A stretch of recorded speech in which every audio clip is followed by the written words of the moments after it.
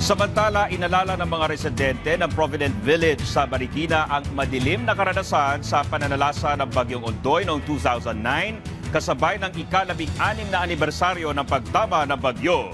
Ang detalye sa report ni Harley Valbuena ng PTV, Manila.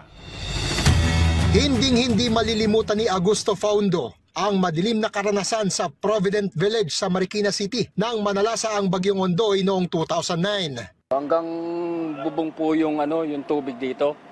Hanggang bubong po kaya wala pong marami rin po namatay dito sa Provident Village. Sa kasalukuyang pananalasa ng Bagyong Opong sa ilang bahagi ng bansa, inaalala rin ngayon ang ika-16 na anibersaryo ng Bagyong Ondoy. Bagamat hindi ganon kalakas ang dala nitong hangin, nagpaula naman ito ng tinatayang nasa 455 mm ng tubig ulan sa loob ng 24 na oras, na isa sa pinakamataas na rainfall volume na dinala ng isang bagyo sa kasaysayan ng bansa. Sinalanta nito ang halos buong Metro Manila at mga katabing lalawigan tulad ng Rizal. Isa sa pinakamatinding tinamaan ang Provident Village sa Marikina. Ang Ondoy ay kumitil sa buhay ng kabuuang 464 na katao, habang mahigit 500 ang nasugatan at mahigit 30 ang missing o hindi na nakita.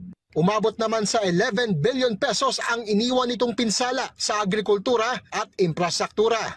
Dahil sa lawak ng pinsala sa buhay at mga ari-arian, iniretiro ng Pag-asa ang pangalang Ondoy. Ibig sabihin ay hindi na ito maaaring gamitin sa mga susunod na bagyo. Malaki naman ang pasasalamat ng mga residente ng Provident Village dahil lumihis ang Bagyong Opong at hindi tumama sa Metro Manila. Bit-bit na rin nila ang leksyon mula sa Bagyong Ondoy at ngayon ay mas handa at alisto na sila sa lahat ng oras para sa anumang sakuna o kalamidad sa hinaharap. Trauma na rin kami kaya almost na pag once na ganyan na may kalamidad talaga, nagsisilikas na kami talaga, automatic na yun. Hindi na nga kami naghihintay na para umapaw pa dito. Lumilikas na kami para sa mga pamilya rin dito. Para sa Integrated State Media, Harley Valbuena ng PTV.